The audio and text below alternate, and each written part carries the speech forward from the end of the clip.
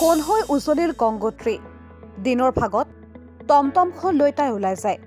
ঘৰখনৰ বাবে উপাৰ্জন কৰে 10-20 টকা বৰহমপুৰ মাছপটনি সোণাৰী গাঁৱৰ এগৰাকী কঠোৰ পৰিশ্ৰমী তথা অদম্য সাহসী যুৱতী এই যুৱতীগৰাকীয়ে টমটম চলাই উত্তীৰ্ণ হ'ল এইচএছ পৰীক্ষাত ৰঞ্জন হাজৰিকা আৰু লিপিকা বৰা হাজৰিকাৰ একমাত্ৰ কন্যা সন্তান গংগোত্ৰী হাজৰিকাই অৱশেষত পাৰ কৰিলে উচ্চতৰ মাধ্যমিকৰ দেওনা টমটম চলাই পঢ়াৰ লগতে পোহপাল দিছে পৰিয়ালো পাপাৰ অসুস্থতাৰ কাৰণে মই গাড়ীখন চলাব লগা হৈছে গংগোত্ৰীৰ পিতৃ ৰঞ্জন হাজৰিকা বৰ্তমান বৃক্কজনিত ৰোগত আক্ৰান্ত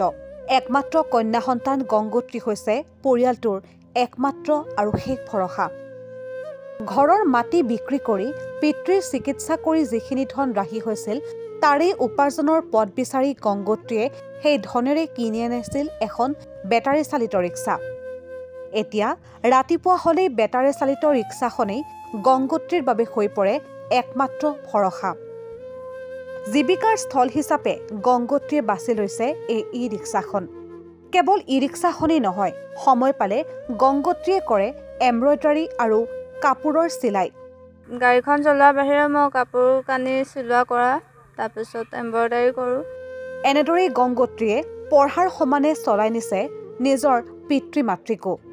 পাপাৰ অসুস্থতাৰ কাৰণে মই গাড়ীখন চলাব লগা হৈছে মোৰ প্ৰায় এবছৰ মানেই হ'ল দেউতাৰ মানে কিডনী প্ৰব্লেম আছে তাৰপিছত গাড়ীখন লৈ এবাৰ পৰিলেও আৰু কি কৰা মানে গাড়ীখন চলোৱাৰ বাহিৰে মই কাপোৰ কানি চিলোৱা কৰা তাৰপিছত এমব্ৰইডাৰী কৰোঁ তাৰপিছত তাততো শিকিহে আছোঁ মানে ইমান সম্পূৰ্ণকৈ পৰাগৈ নাই কিছুমানে কয় হাঁহে মই এইবিলাকক গুৰুত্ব নিদিওঁ মানে যোনে যি কয় কৰি থাকক মোৰ কাম কৰিম